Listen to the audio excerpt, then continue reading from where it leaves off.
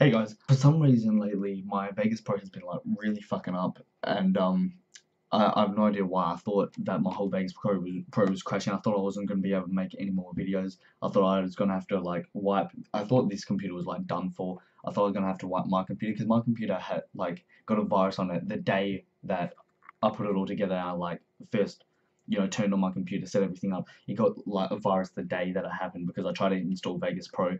My friend Josh was like, I know how to install it way faster.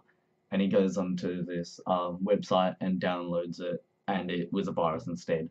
And it won't get off my computer unless I wipe it completely clean. So, but anyway, yeah, it's been fucking up. And when I did my last reaction video to the 107% Savage thing, it's like when I put it on to Vegas Pro, it's like the audio and the face cam, like it sort of adjusts it by itself, and it like the lip sync is off by like 2 whole seconds.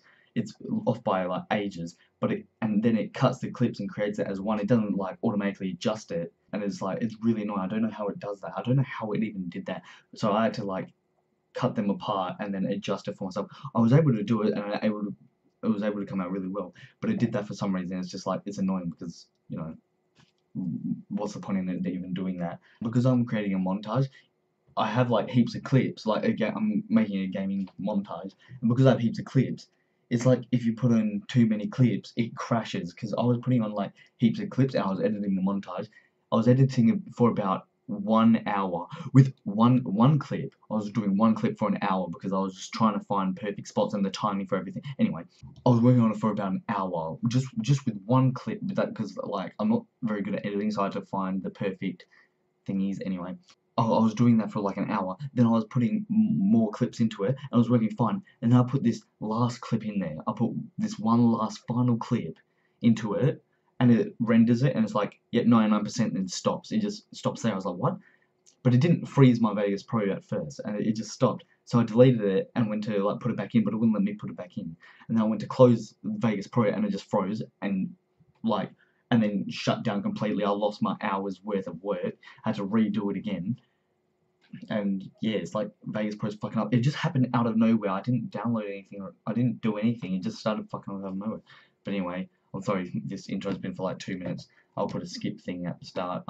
Yeah. Anyway, we were reacting to Scary True Horror Stories animated by Llama Arts. The link will be in the description to this video. Go check them out. Anyway, let's get right into this. I'm 27 years old. I live alone in a rural town in Virginia, about 2 blocks away from my parents. My parents are both in their 60s, and my mom has become a very worrisome woman in her old age. Sometimes she walks over uninvited and lets herself in, since I had regrettably given her a key, which can get a bit annoying. Like if I would be out really late on weekends at a bar or with women, I would sometimes come home to my mom sitting in the living room waiting, worried sick. I know you may just think, oh my god, that's crazy, why not just put your foot down and tell her to stop? Well, because you don't know my mom.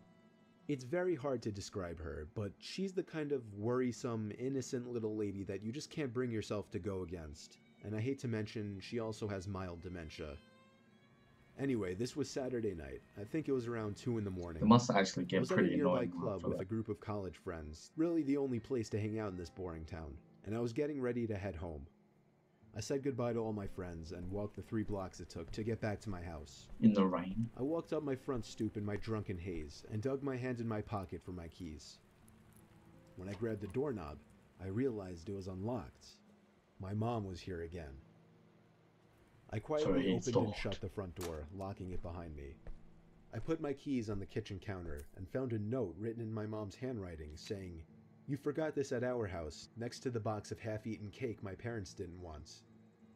I didn't see my mom anywhere, so I assumed she must have gone upstairs to sleep in the guest bed until I got back, which is something she would commonly do as well.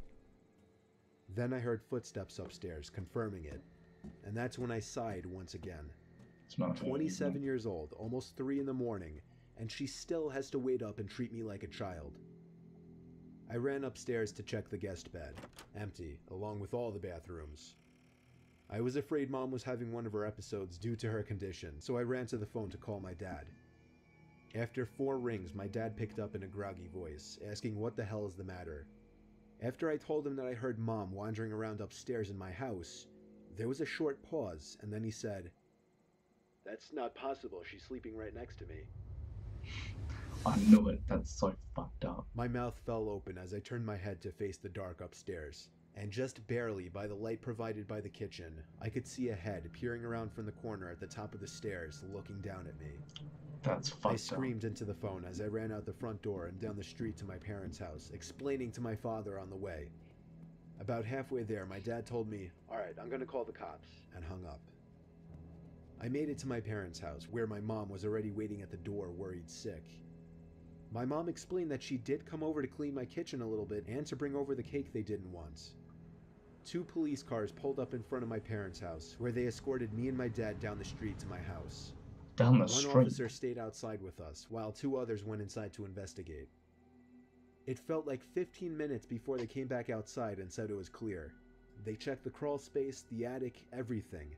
There was really nothing for me to report, other than the door was left unlocked and I saw the outline of a head upstairs before I ran for it. Still, I didn't feel safe sleeping in there that night, so I went back to my parents' house. Me and my dad are certain that my mom simply forgot to lock the door when she left, as her memory has been getting worse over the past few months.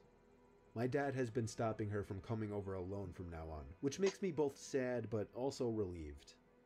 Some nights I still get paranoid that whoever was in my house that night never left, and is still hiding in here somewhere. In the doorway. Oh. That's actually creepy. That's something that I'd do.